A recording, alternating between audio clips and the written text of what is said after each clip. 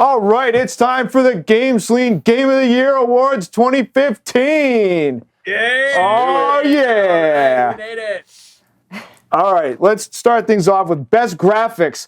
The nominees were Metal Gear Solid 5, Halo 5, Fallout 4, The Witcher 3, and The Order 1886. The award went to Halo 5. And I'll say it was close. It was really close between that and Metal Gear because the Fox engine looks awesome, but Halo had the edge this time. All right, moving on. Next up is Best Soundtrack. The nominees were Metal Gear Solid 5 again, Halo 5 again, and Hotline Miami 2. Hotline Miami 2 had some of the craziest freaking, what do you even call that shit? 80s synth pop, synth madness. That stuff was awesome.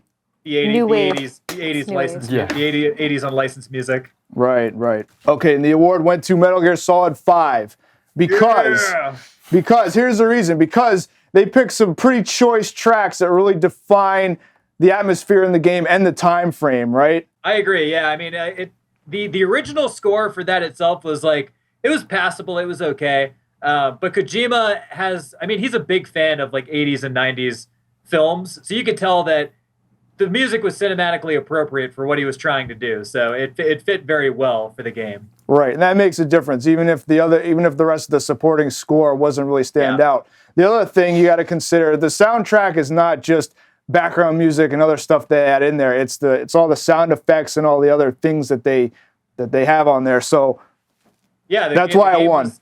The game was meticulously manicured for audio perfection. We'll say that. All right, moving on.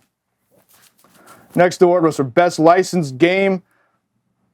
I vote for Cool World for the NES. Cool World for NES, honorable mention. The nominees were Batman Arkham Knight, Star Wars Battlefront, Lego Jurassic World, and The Witcher 3. All right, and the winner was Star Wars Battlefront, Best Licensed Game. It's Star Wars Mania right now, man. Yeah, the nerds already have full on erections. We're talking full on erections for Star Wars. Movie's about to come out. So that one, they took that license and ran with it. All right, next category, best creation of fan backlash. Oh, it's actually this category. Best creation of fan backlash. Oh no. Who ticked off all the fans? Okay, was it the Nintendo NX? Star Wars Battlefront was nominated. Fallout 4. I just spent $500 on the Wii U.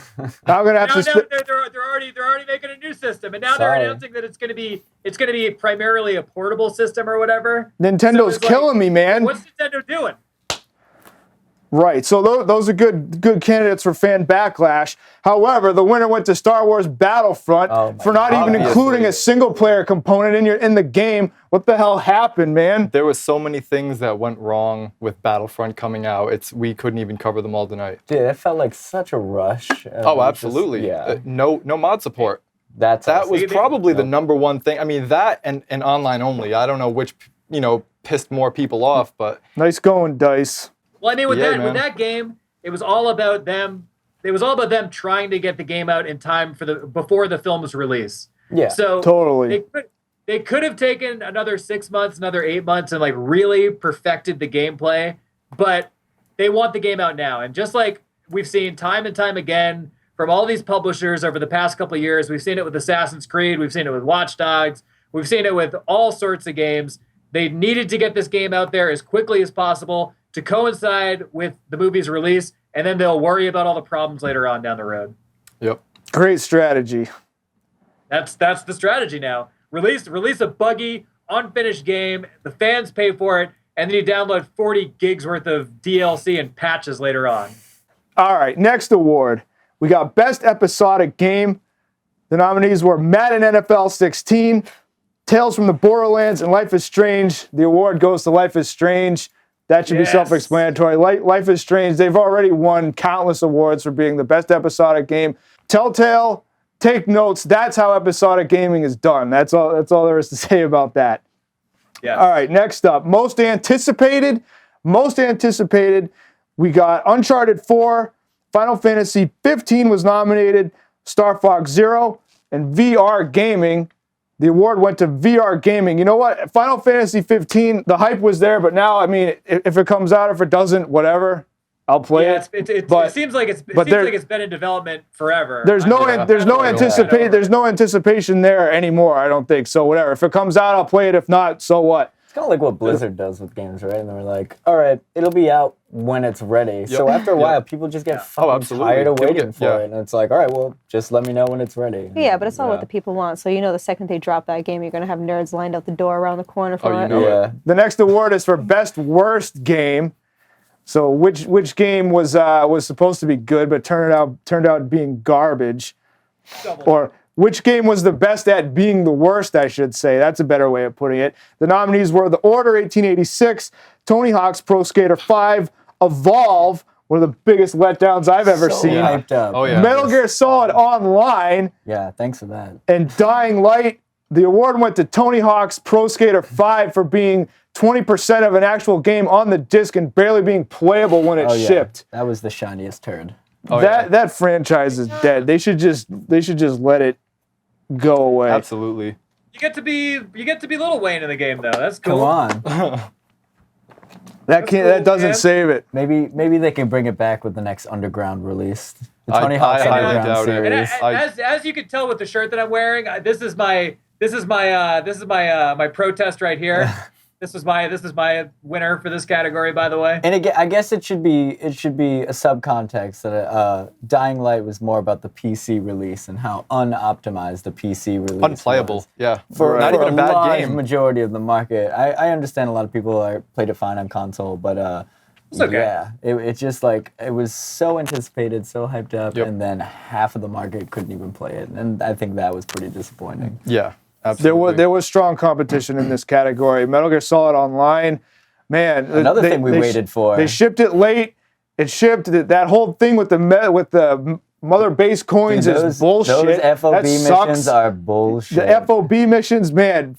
I don't know, man. That was the most half-assed. Like, we're gonna give you something while you wait. Like, I would rather they threw in something else because that was just don't even bother. Forget it. All right, next category: best RTS. The nominees were Grey Goo, and that's it. So the winner is Grey Goo. Wait, Prego? That was the best. That was the best RTS we played this year. It doesn't matter that it's the only RTS we played. So Grey Goo wins by default. I'm still playing League, man. I don't know. I don't know if you consider that all an RTS. I remember about Grey MOBA, Goo is we get to play in that developer conference, and I got my ass kicked right away. Yeah, because the developers were in that game playing with us. They thrashed us super hard. It was very lopsided, the skill level in that room. Yeah. In all seriousness, though, it was a really good RTS. The RTS genre is really not what it used to be back in the heyday of PC. But good right now. They did some really cool stuff with the cutscenes, and they had some really nice CG in the game, and the game itself was awesome. So if you're into RTS at all, definitely check out Grey Goo. We got 2 categories left. So for best indie game, we had Axiom Verge, Hotline Miami 2, Ori and the Blind Forest, Rocket League, and Shower with Your Dad Simulator. Yes. The award went to Shower with Your Dad Simulator. Obviously. By far. Obviously. Have to say, all the Rocket League hype. It was pretty good. Nikki's played it more than any of us. I'm not touching that game. I've got about 5,000 hours into this game. I could feel the steam coming off my father right then and there. It was so realistic. The pixelated penis, everything about it, it just so really hit close to home. It's an immersive experience. It's true. There's really nothing better than seeing dad balls and penis depicted on screen. Exactly. I mean, if you've never showered with your father before, this is the best. This is the best way to do it. In 8-bit pixel style. Yeah, exactly. Ori looked good, but nowhere near as good. Oh no. Shower with your dad. All right, and that brings us to don't do it in real life. Don't try this at home, kids. Not a good idea. So we reached the number 1. Here it is, Game of the Year. We've reached our Game of the Year award. Splatoon. Here it is. Yes. You knew it was going to happen. Sorry, Splatoon wasn't even in the nomination. So we've got Halo 5, Metal Gear Solid 5, Rise of the Tomb Raider was nominated, Fallout 4, and Call of Duty Black Ops 3. The GameSlean 2015 Game of the Year award goes to Metal Gear Solid 5. That game just hit all the points. Yeah, I mean, the Fox engine is super smooth. That thing is dialed in. It looks great, all the lighting effects, and it's not super intensive for those of us on PC anyway. Again, like there are debatable factors about that game, I think, but overall, as far as games that came out this year, super solid overall. Yeah. Very anticipated. I mean, there are other games we obviously could have talked about, but Metal Gear came out with enough time for us to really like sink our teeth into it, really play it for a while. Yeah. There's a lot of these big releases that are just come out, like Fallout 4, Black Ops 3, like all of these like really big hyped releases, but I feel like they came out a little too late for us to actually nominate for Game of the Year. So I feel like Metal Gear is the only one that we really got a chance to like, the only hype title we really got a chance to sink a lot of time into and really invest into. So Metal Gear Solid 5, we salute you. Konami, go f*** yourself. There you go. Yeah, Metal Gear Solid takes the gold.